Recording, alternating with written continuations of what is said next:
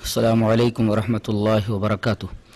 ان الحمد للہ نحمده ونستعینه ونستغفره ونعوذ باللہ من شرور انفسنا ومن سیئات اعمالنا من يهده الله فلا مضل له ومن يضلل فلا هادي له واشهد ان لا اله الا الله وحده لا شريك له واشهد ان محمدا عبده ورسوله.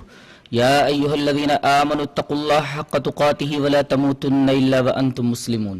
يا أيها الناس اتقوا ربكم الذي خلقكم من نفس واحدة وخلق منها زوجها وبث منهما رجالا كثيرا ونساء واتقوا الله الذي تساءلون به والأرحام إن الله كان عليكم رقيبا.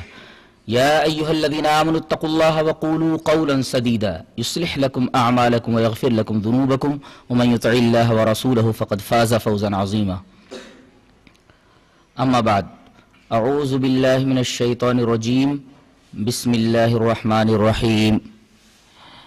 انا نحن نزلنا الذکر وانا له لحافظون. حضرات علماء کرام، محترم بزرگوں، نوجوان بھائیوں، پیارے بچوں، پردہ نشین ماں اور بہنوں، ایمان بالرسالت کے بغیر ایمان باللہ بالکل بیکار ہے. دوسرے لفظوں میں یوں کہہ لیجئے کہ انسانی فلاح مجرد ایمان باللہ پر منحصر نہیں.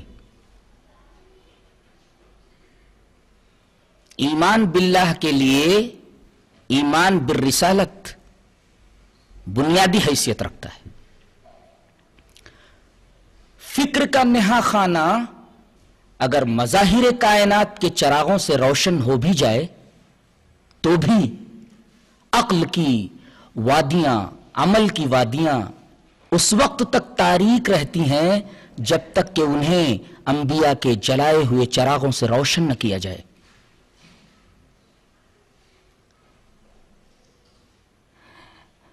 رسالت کا انکار کر کے خدا کا تصور ایک ایسا خاکہ بن کے رہ جاتا ہے جس میں ہر آدمی جیسا چاہے رنگ بھر ڈالے اور اللہ کے ساتھ جس صفت کا بھی انتساب کرنا چاہے کر ڈالے. محض ایمان باللہ سے یوگ تو پیدا ہو سکتا ہے، رہبانیت پیدا ہو سکتی ہے، تصوف پیدا ہو سکتا ہے، لیکن کوئی نظامی زندگی برپا نہیں ہو سکتا. ذرا سوچئے، کوئی زخیم سے زخیم کتاب ہو، کیا پوری انسانی زندگی کے عملی تقاضوں کو یہ کتاب سمیٹ سکتی ہے؟ زخیم سے زخیم کتاب ہو، کیا یہ کتاب انسانی زندگی کے تمام پہلوؤں کا احاطہ کر سکتی ہے؟ انسانی زندگی کے تمام پہلوؤں کو حاوی ہو سکتی ہے؟ انسانی زندگی کے تمام عملی تقاضوں کی تفسیر بن سکتی ہے؟ قطعاً نہیں.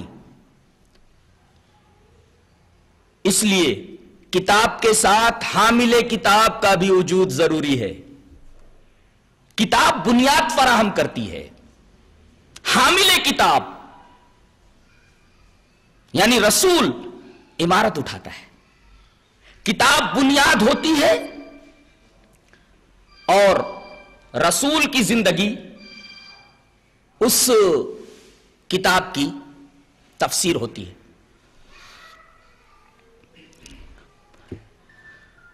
یہ بھی کہا جا سکتا ہے کہ کتاب تھیری ہوتی ہے اور رسول کی پوری حیات اسی تھیری کی پریکٹس ہوتی ہے. اور یہ ہر زیرک اور ہوشمند اور عقلمند آدمی جانتا ہے کہ دنیا کی کوئی بھی تحریک محض کسی کتاب کے زور پر بغیر کسی موضوع دائی کے پروان نہیں چڑھ سکی ہے. محض کسی کتاب کے زور پر بلا کسی دائی کے کوئی بھی تحریک اس دنیا میں پنپ نہیں سکی ہے، پروان نہیں چڑھ سکی ہے۔ یہ کون نہیں جانتا کہ کارل مارکس کی کتاب سرمایہ کتنی زبردست کتاب ہے، مشہور زمانہ تصنیف ہے اس کی، لیکن اس کتاب کی انقلاب انگیز فکر دنیا کو اس وقت تک متاثر نہیں کر سکی جب تک کہ اس کتاب کی تفسیر کرنے والا، عملی تفسیر بن کے بتانے والا لینن جیسا موضوع دائی میسر نہیں آ گیا۔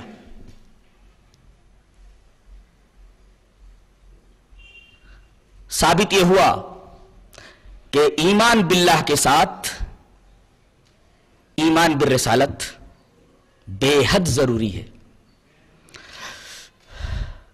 وہ تھیری ہی کیا جس کے ساتھ پریکٹس نہ ہو، وہ تھیری کارگر نہیں ہو سکتی جس کے ساتھ پریکٹس نہ ہو۔ منکرین حدیث نے یہی کیا ہے کہ تھیری کو تسلیم کر لیا ہے، پریکٹس کو تسلیم نہیں کیا۔